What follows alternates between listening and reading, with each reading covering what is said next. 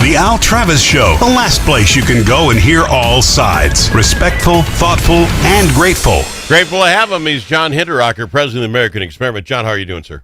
Doing just great, Al. I appreciate you being here.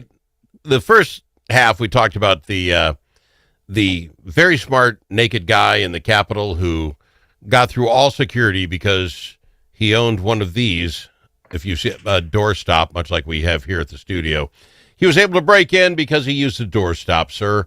Any comments on naked guy in the Capitol and the lack of responsibility that comes from that? It's high tech, isn't it, Al? Had to be a really sophisticated criminal to break into the Minnesota State Capitol. Obviously, there's hypersensitivity right now around something like that because of that terrible attack on the Hortmans and the Hoffmans. Everybody is tuned into these security needs, and to learn that our state capitol is so unsecure, you're taken aback. But then you think back to something like Butler, Pennsylvania, where the Secret Service has always had this reputation of being an elite unit and so forth. And it turns out they were totally asleep at the switch, allowing that terrible assassination attempt to happen and almost to succeed. Yeah. And so, I think there are a lot of areas in our society where people are kind of coasting along and, not really taking their responsibilities as seriously as they need to. Well, they have a group, supposedly gets together 4 times a year to discuss Capitol security. Now, from June to August, does anything change much? I can see how that committee would be bored out of the gourd, but you're not even taking care of the basics. $1.39 doorstop got the guy in, no duct tape? I mean, it just seems impossibly easy to get in, but that was last half. Here's the other thing that I want to talk to you about because it's driving me nuts, and AmericanExperiment.org has been covering this fraud stuff from top to bottom. You guys have the tracker. You've been there. This last one bothers me in so many ways, John. So the federal government comes running in for this housing stabilization services thing, which is run through Medicaid. They come in, they're going to arrest some folks, and all of a sudden now the governor says, well, I'm going to put a stop to those payments now. It takes the federal government coming in. Not that we started this thing in 2019 at $2.6 million, and now 5 years later we're spending $107 million on it. That didn't trigger anybody to say what's going on. More homeless than we knew, the cost of talking to them. How can this possibly be, John, that now we're going to care? Because we don't. Al, if it weren't for the U.S. Attorney's Office and the FBI, these frauds would not have come to light, I swear. I mean, there is nobody, as far as I can tell, there's nobody in the Walz administration who cares at all about $1 billion now having been stolen from the taxpayers. They are completely indifferent, and only when they are forced into, and not really, I was starting to say forced into action, but it isn't even that. It's not like they're taking any action. And this whole program is so weird. I always thought Medicaid was health care for poor people, right? Yep. This is a program, apparently no state had it except Minnesota, and what it pays is people to counsel other people on how to get housing. And it'll pay for, I believe, I'm going from memory, but I think it's up to 150 hours of housing counseling at $70 an hour. So these fraudsters see that and they think, well, that's an easy one. And they either make up names, or sometimes they would actually wander around and find a homeless person and write down his name.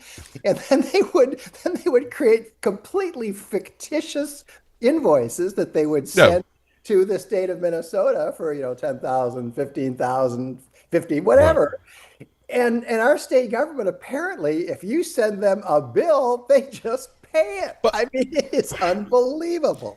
See, but that's kind of where I come from. So let's just say, and we know who was in charge in 2019. It was the Democrats. All right, the Democrats want to help homeless people. John, you and I want to help homeless folks. We don't want them homeless. So let's say there's 30,000 of them. They come up $2.6 million. This program itself is nuts. How do you talk to anybody for 150 hours on the 3 programs to get housing? I mean, you can't, but okay, let's say fine. Really want to make sure we help them.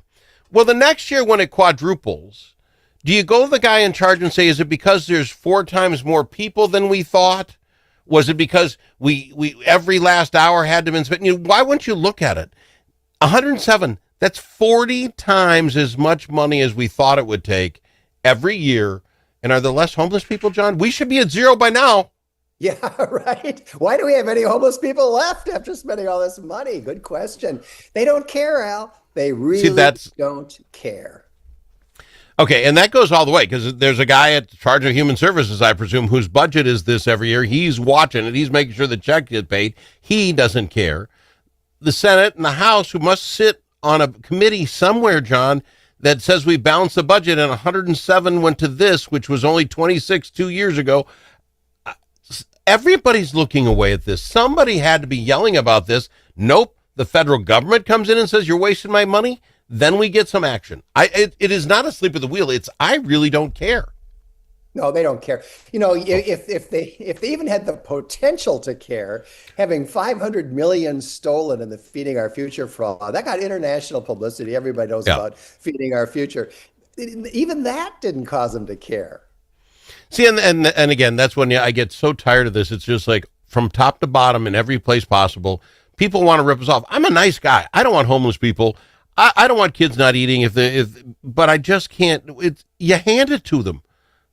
I talk for a living, could not do 150 hours on what a person with no money can do for housing. There's got to be about 4 programs. Okay, here they are. Here's a pamphlet for you. We're done. Here's a list. Here's a list of the homeless shelters. I don't know what there is to say, honestly. 150 hours. Okay, so that's bad enough. Now, what I would like to know, because we're going to run out of time here, I believe you've finished up the last of your Minnesota Doge cut the waste, save the budget promos, deals. How did they go? If you're going to wrap that up, and I'm guessing here, you've got 30 towns you went to, something like. I mean, this thing's packed. How'd it go? I think it was 22 towns all over the state of Minnesota. Northern Minnesota, southern Minnesota. Half of them or so are in the metro area. Yep. It was fantastic, Al. It was fantastic. Thousands of people attended these summer tour events. And what was striking to me, the presentation is dense. We recommend $4 billion in spending cuts specifically. We talk about ways to cut a lot more than that, too. The presentation is about 57 minutes long, and there's a PowerPoint. There's a lot of data. There's statistics. There's numbers. I do a lot of public speaking, as you know, Alan. You can tell when an audience is starting to check out, when they've heard enough. Sure. You can tell. I have never in my life talked to audiences that were following with more concentration, better attention than we saw with this year's summer tour. Minnesotans are really concerned about the budget. They're concerned about the waste. They're concerned about the fraud. They're concerned about our taxes. And they really want to know how we can get this spending under control. I probably should not ask a question I don't know the answer to. It's a bad host thing. Any chance that any one of those you guys taped or we could find on your website, any of that? Yeah, well, the answer is not quite yet, Al, but we taped the last one that we did night before last in Buffalo live. And we also are going to do one that's not live, but where various people cover different elements of the presentation in our studio. And we're also going to make the slides. There's 87 or something PowerPoint slides. We're going to make them available on Line as well and downloadable so people can go to AmericanExperiment.org and see the whole thing. Good. Okay, well, that's fantastic. Because if you missed it, now it's too late. This information shouldn't be lost. I appreciate you coming on, my friend. We'll do it again next week. Thanks a lot, Al. Have a great day. He's John Hinderaker with the American Experiment, AmericanExperiment.org.